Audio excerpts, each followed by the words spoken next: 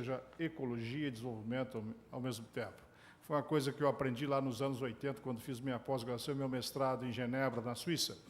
Portanto, Capês, é um prazer estar aqui para falar desse tema, governança pública, o desafio do Brasil.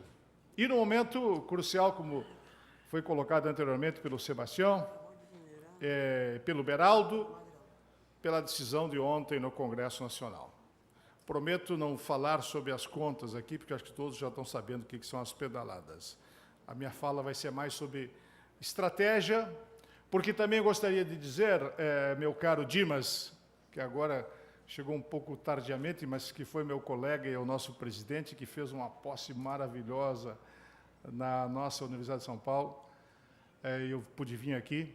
Dimas, de tudo aquilo que aconteceu ontem, se não mudarmos a forma de trabalhar no país, ou em qualquer estado, e não restabelecermos a questão da meritocracia como fundamento principal da administração pública, tudo o que aconteceu ontem e que deverá continuar sendo discutido no Senado, e se completar esse ciclo, se não houver uma mudança na forma de administrar, e isso também acho que serve para os nossos amigos da Argentina, que já tiveram experiência e estão fazendo modificações importantes.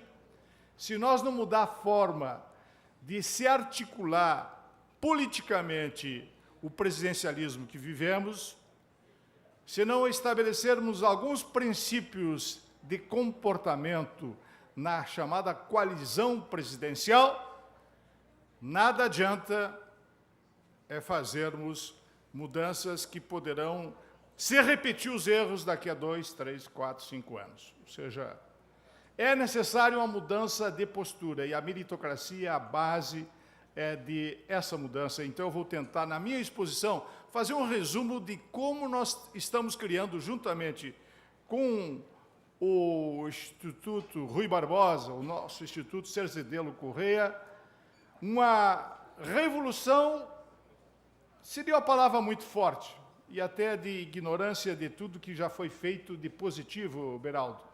Mas, com certeza, uma palavra que eu acho que se encaixa bem, uma palavra de transformação na forma de cuidar das contas públicas dos nossos estados, do nosso município da União. Com a criação do IGG, a criação do Indicador Geral de Gestão, que hoje está sendo colocado. Por isso, Sandro, locutor, você é muito importante nesse processo, para que também a gente possa conscientizar os deputados estaduais, como o Capês está fazendo aqui. Esse processo é um processo de conscientização, que toda a sociedade tem que participar e saber que as contas da República, ou do Estado, ou do município, são a base para a eficiência, a efetividade e a eficácia da entrega dos produtos para a sociedade. Porque se 6 milhões de brasileiros foram para as ruas em determinado momento, não foi somente para lutar contra a corrupção, contra desvios, foi também para lutar pela ineficiência e ineficácia da saúde, da educação, da segurança. Então, é necessário mudar essa postura. E essa postura não é propriedade de partido A, B ou C. É a postura do princípio fundamental da governança, de que o serviço tem que ser prestado para a sociedade. E este é o fundamento principal, a sociedade acima de qualquer questão. Então, eu vou iniciar minha exposição colocando para os senhores aquele trabalho que alguns conselheiros já sabem, mas que nós temos que ser repetitivos. E se ficarmos falando 10 anos sobre governança, sobre gestão, e mudarmos a estrutura que temos hoje, que são 12 milhões de funcionários públicos, vejam só, meus amigos da Argentina, nós temos 12 milhões de funcionários públicos, ou seja, 3 vezes ou 4 vezes a população do Uruguai.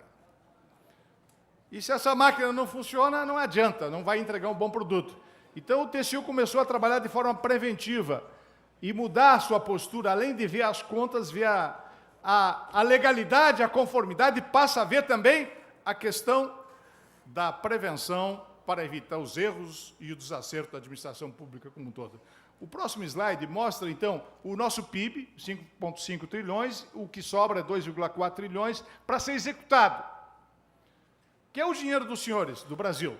E aí, bem rapidamente, próximo slide, mostra aonde que está indo esse dinheiro. O grande gargalo nosso aqui, agora, nesse momento, com a desgovernança que aconteceu, é nesse 1,1 trilhão, que sobra dos 2,4 trilhões, e o resto é encargos especiais. A nossa dívida interna está chegando a mais de 70% e com um crescimento muito grande, e a Grécia e a Espanha quebraram quando chegaram 90% a 100% do PIB de endividamento. Mas o grande gargalo é a Previdência, que está lá à direita, 46%. E eu vou mostrar o grande gargalo que tinha que ser discutido, e vou mostrar os números para quem é funcionário público que está aqui, de que teremos que enfrentar em curtíssimo espaço de tempo. Eu fui falar com a presidente Dilma 2 anos atrás. Presidente, não foram contabilizados 2,3 trilhões da Previdência Autuarial. Em 2014, a proposta era rejeitar as contas. Relator Raimundo Carreiro. Eu, presidente do tribunal, presidente, alerta o governo, não estão contabilizados 2,3 trilhões. Não deram sequência de forma adequada, e aí, então, está essa pizza dividindo onde que vai o dinheiro, 50% praticamente para a Previdência, próximo de 500 bilhões. Então, mostro o próximo slide, de que sobra pouco para investimentos na nação. Aliás, eu estive com o Luciano na semana passada, no Piauí, onde a gente discutiu a questão da Petrobras, eu não vou me aprofundar aqui. Mas a Petrobras é o que mais investe no país, mais de 50% dos 181 bilhões.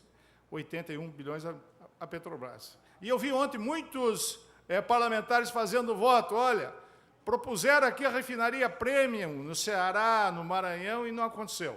Aliás, propuseram fazer 4 refinarias ao mesmo tempo, e 2 tiveram que paralisar 2 bilhões e 600 milhões gastos que foram cancelados, por falta de avaliação de risco, falta de governança. Então, os investimentos no Brasil levaram a sequência de queda, e o efeito foi cascata em toda a nação, de desemprego como um todo no país. E o Rio de Janeiro não está conseguindo nem pagar mais o salário, porque é dependente muito do petróleo no Rio de Janeiro. O próximo slide mostra, então, que aí vem a grande discussão que, em 2014, quando eu passei a presidência para o presidente Haroldo Cedras, eu falei para a presidente Dilma que tinha que fazer um pacto político, um pacto federativo. Aqui, senhores conselheiros, senhores presentes, senhoras, mostra de que está crescendo mais as contribuições de que os impostos efetivamente, que está em 421 bilhões, e as contribuições mais. E aí a participação dos estados e do município fica comprometida. Eu não sei se eu tenho um slide no próximo que mostra a falta de estabilidade no crescimento. Mas voltando ao slide anterior, só para os senhores terem uma dimensão, quanto que foi feito de isenções tributárias no Brasil? Guardem esse número, 302 bilhões de reais, mais que o dinheiro que nós aplicamos na parte social. Quantos saíram dos estados, Luciano? Catão, Manuel, líderes que estão aqui, meu amigo Marco Peixoto, 302 bilhões, os estados perderam 190 bilhões. Há uma crise hoje na federação. São mais de 14 estados que não conseguem pagar de forma contínua o salário dos funcionários. O Rio Grande do Sul, o Marco Peixoto conhece muito bem, paga R$400 e depois vai ver se consegue pagar o resto. O Rio de Janeiro também. E são vários estados que estão nessa situação. Então, o Pacto Federativo é uma discussão do bolo tributário. Se não voltar a discutir o bolo tributário, se não fizer uma discussão, além do Pacto da Governança, que nós alertamos à presidência, do Pacto Federativo e do Pacto Político, que está se começando a desenhar uma solução, nós não temos solução a curto espaço de tempo no país. Então, o pacto político pode ser que seja definido na nação nos próximos 30 dias, ou menos, ou mais que isso, ou nos próximos 15 dias. Mas o pacto federativo tem que ser discutido imediatamente. E a questão da Previdência, eu vou alertar o que eu já tinha alertado o governo, e o governo se negou a discutir isto, que eu entendo de extrema importância, e os próximos slides vão mostrar a questão da Previdência como um todo. E aí está o grande gargalo da nação que está sendo evitado discutir. E fomos lá e alertamos o governo. Déficit na Previdência, 194 bilhões. Regime geral, 124, regime público, 70. Se o Tesouro não arrecada, como não está arrecadando, em outubro não se paga mais o salário nem os aposentados da nação. Eu venho falando isso há 3 anos. E venho repetindo nas reuniões da Tricom, que eu não quero que aconteça no Brasil o que aconteceu com o Rio Grande do Sul. E que pode acontecer mais tarde ou mais cedo com qualquer estado. Infelizmente, essa é a realidade. 194 de déficit na Previdência. Agora, vou mostrar para os senhores na frente, o próximo slide. Nós estamos ainda em formato de sino no slide da esquerda, mas estamos se tornando já jarro no slide da direita. Significa que os que estão na faixa dos 40 anos aqui, ou dos 30 e poucos anos, hoje está 8-1 contribuindo. Daqui a alguns anos, em 26 anos, vai estar 4-1 contribuindo. 4 efetivos contribuindo para 1. Hoje, 8-1, déficit de 196. Então, nós vamos ficar em forma de jarro. Isso tem que ser discutido imediatamente, a questão da Previdência no país. E eu sei que o governo atual evitou essa discussão, de enfrentar isto. E este é um tema que tem que ser discutido por toda a população. Então, nós temos que estabelecer e mostrar o que está acontecendo. O próximo slide mostra, de certa forma, o que nós vivemos hoje no Brasil. Um ciclo vicioso por falta dos princípios da governança. O que é a governança? É direcionar, avaliar e monitorar. Quando se perde a direção, o direcionamento de um Estado, de um país, de uma nação, direcionamento, você perde a capacidade de controle da economia e aí há uma instabilidade econômica e o crescimento deixa de acontecer. Então, baixo crescimento, inflação alto, custo alto da dívida, despesa pública alta, investimento baixo, déficit fiscal que estamos vivendo. O déficit das contas foram, em 2014, que eu relatei as contas, de 38 bilhões, e somado agora com os déficits e projeções desse ano, vamos passar de 90 bilhões, mais de 100 bilhões de déficit. Então, meus amigos, nós estamos indo para uma situação em que cria incerteza, juros altos, aumenta o custo da dívida, reduz o investimento, diminui a competitividade do produto nacional. Então, um ciclo vicioso que vivemos. O próximo slide mostra, e eu não vou me ater muito a cada um desses pontos, porque é só isto já resume a tese de que a falta de responsabilidade fiscal, que nós mudamos a história, e o voto de ontem é uma mudança de 15 anos. Por quê? Mudança de 15 anos? Porque a lei está aprovada há 15 anos. Não pode gastar mais que arrecada. E nós temos que estar vigilantes nos estados. Muda o comportamento do Brasil a partir da decisão de ontem, referendando os 8 votos e a decisão unânime do Tribunal de Contas da União. Mudamos a história do Brasil. Ou seja, a partir de agora, tem que se cumprir a lei de responsabilidade fiscal. Não gastar mais do que arrecada. Se gastar mais do que arrecada, leva o país a uma situação de incerteza, de instabilidade. Então, estabilidade monetária, nem precisa falar as consequências que leva. Educação, não vou me ater a isso, porque muitos já sabem que fomos nós, a Tricom, com os Tribunais de Contas do Brasil e o TCU, que mostramos a situação da educação no Brasil. Só estamos formando 50% dos nossos jovens entre ensino infantil, nossos adolescentes, fundamental e ensino médio. De 51 milhões, formamos só 25 milhões. Ou seja, a matéria-prima, a riqueza maior da nação, que pode dar competitividade, não está sendo... E aí pesquisa, inovação, infraestrutura, melhorar a competitividade, inclusão social, racionalização. Tudo isso é permeado pela a flecha que mostra que sem governança, sem o planejamento, que é diferente do conceito de governança, que está no conceito da gestão, que agora o indicador que vocês estão criando, juntamente com todos os tribunais, é a diferenciação de governança, que é direcionar, avaliar, monitorar, e gestão é o quê? É o quarteto mágico que diz o Sebastião Elvésio, que é planejar, é agir, ter controle, fazer dinamização. Já os pontos fundamentais da governança é direcionar, avaliar e monitorar. Se não avaliar e não monitorar, eu faço sempre uma alusão a como uma família. Se o pai não direciona, se ele não avalia seu filho, se ele não monitora seu filho, ele vai para um caminho que você não sabe. Então é simples, fazer isso dentro da estrutura nacional é complexa quando não tem meritocracia, quando os interesses são somente políticos partidários e não o interesse da nação como um todo.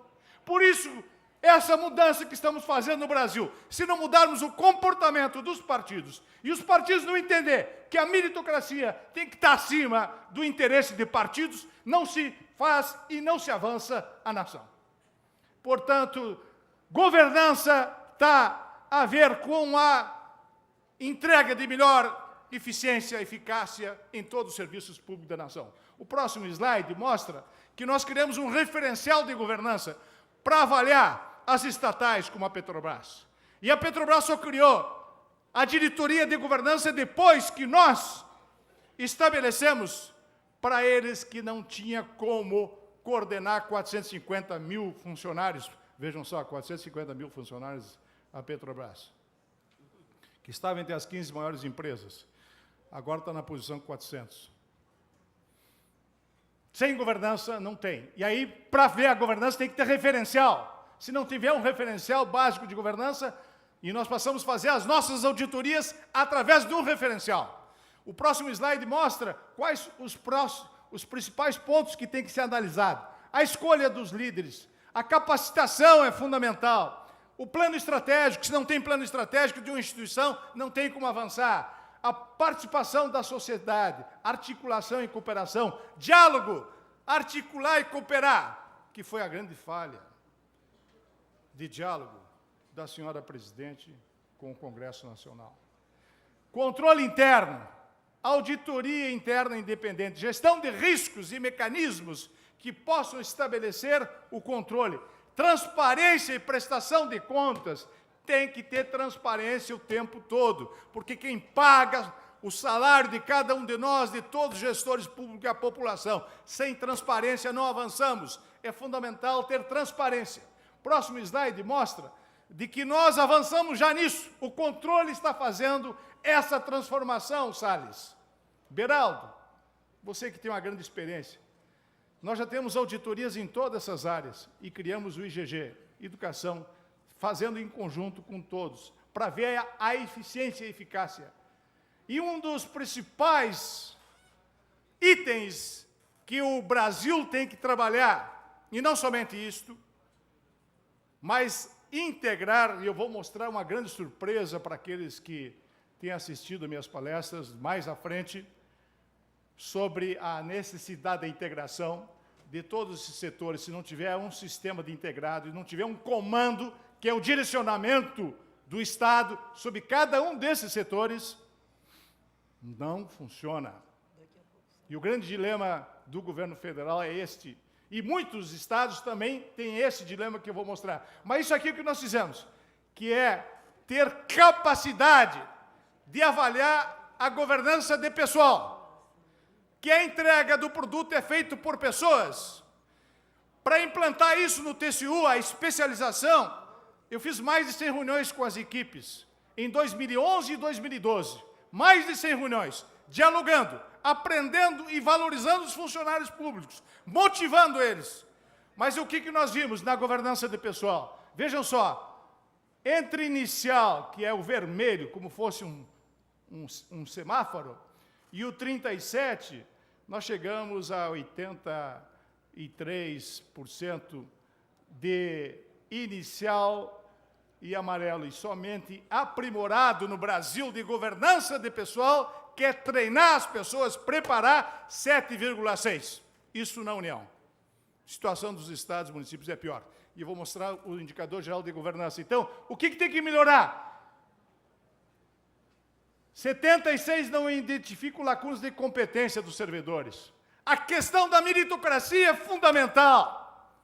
Se não estabelecer meritocracia, se não tiver projeto de reconhecimento, quem é concursado, e só colocar pessoas que têm interesse de proteger o seu partido político e não proteger o interesse coletivo da nação, não adianta fazer modificações. Então, temos que melhorar como um todo. Eu não vou elencar todos para não me alongar muito na minha exposição. Governança e segurança pública é outro termo importante. Eu escolhi somente duas para mostrar para os senhores. 68%, próximo slide, mostra que 68% das estruturas de segurança do Brasil não compartilham informações com outros estados. Polícia Civil e Polícia Militar não se integram. Fiz recentemente uma auditoria, meus amigos de Buenos Aires, sobre fronteiras no Brasil, e mostrei para o ministro da Justiça. E amanhã eu tenho uma reunião com o governador do Rio de Janeiro sobre a questão da segurança dos Jogos Olímpicos. Já que eu sou relator, estou muito preocupado com a questão da segurança no Rio. E aí mostram que é necessário. O que nós constatamos na questão da segurança no Brasil e nos estados, que não tem alguns princípios que são fundamentais. Vejam só, 92 não possuem código de ética formalizado entre a Polícia Civil e Militar. Então, são princípios fundamentais. Próximo slide mostra de que o grande tema que temos que discutir é melhorar a competitividade. Para melhorar a competitividade, se o Estado não contribui, se a máquina pública não anda, se não facilita o trabalho, é um Estado burocrático, centralizador, um Estado que impede a entrega de produtos para a sociedade, isso cria problemas para o setor privado como um todo, e a consequência disso é que não temos capacidade de competir entre estados e também entre nações de forma adequada. E aí são os pilares da competitividade, que eu não vou falar muito, mas só vou citar um, porque temos um áudio que mostra pelo menos os conceitos de competitividade, que é um dos pontos fundamentais que eu relatei nas contas da senhora presidente, que o Brasil precisa melhorar. A empresa Brasil tem que melhorar, porque senão não vai pagar o salário nem dos funcionários em curto espaço de tempo. Tanto nos estados no Brasil. Competitividade, então, mostra o vídeo para que eu possa já ir para a segunda parte e para o encerramento da minha exposição.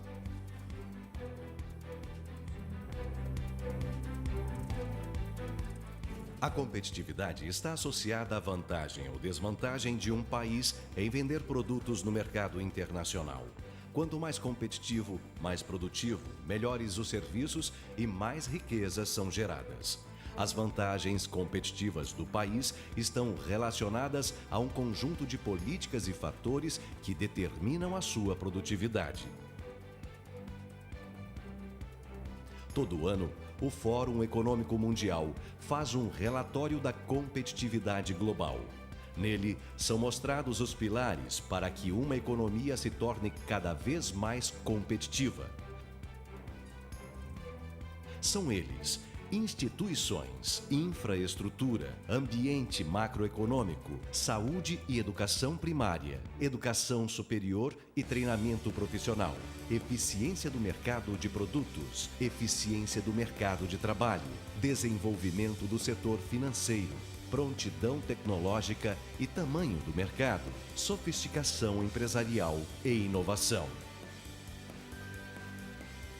Dados do último relatório revelam que, do total de 144 países avaliados, o Brasil passou da 56ª para a 57ª posição de 2013 para 2014.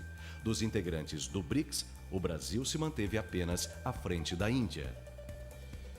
No Brasil, boa parte dos serviços presentes nesses pilares são prestados ou regulados pelo Estado, razão pela qual os atores públicos assumem um papel fundamental no aumento da competitividade. Por esse motivo, quanto melhor a governança, mais fortes são as estruturas dos entes governamentais, melhorando assim a qualidade das políticas públicas e dos fatores que determinam a produtividade do país. E com políticas públicas bem formuladas e executadas, é dado um passo importante rumo à competitividade. Ciente disso, o Tribunal de Contas da União tem buscado contribuir para a melhoria das políticas públicas. Assim, em 2014, o TCU realizou fiscalizações sobre governança em 9 áreas consideradas pilares da competitividade, como gestão pública, orçamento, saúde, educação, trabalho e emprego, comércio exterior, ciência, tecnologia e inovação, infraestrutura de transporte e mobilidade urbana. Todas essas fiscalizações tomaram como base o referencial elaborado pelo TCU para a avaliação de governança em políticas públicas, o qual considera 8 componentes: institucionalização, planos e objetivos, participação, capacidade organizacional e recursos, coordenação e coerência, monitoramento e avaliação, gestão de riscos e controle interno e accountability. Os resultados dos trabalhos realizados indicam a importância da melhoria da governança pública para o aumento da competitividade do país.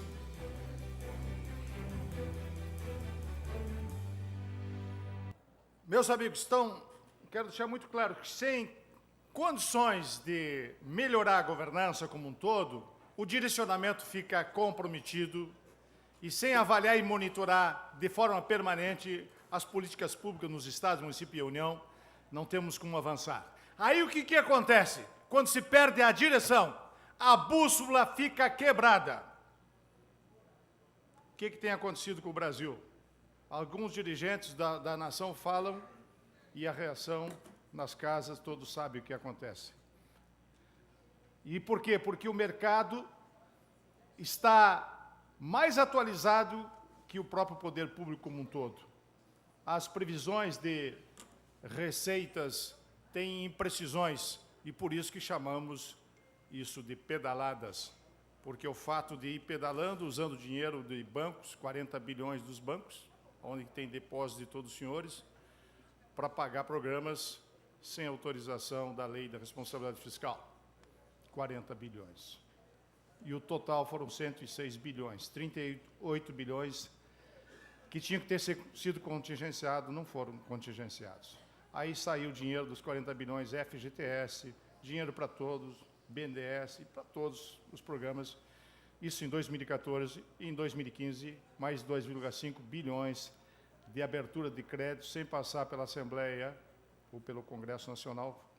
Tem que passar pelo Congresso, a sociedade tem que discutir, saber onde que vai esse dinheiro. Então, é isto que levou a esse momento crucial que estamos vivendo, da bússola quebrada, por falta de governança. Próximo slide mostra de que estamos fazendo uma transformação, que é unir os tribunais de contas, e aqui está a Tricom, liderada pelos senhores que estão presentes, conselheiros, e pelo IRB, para que possamos nos dar as mãos para estabelecer um novo tempo na nação brasileira. O próximo slide mostra, então, o início de uma mensuração, de fazer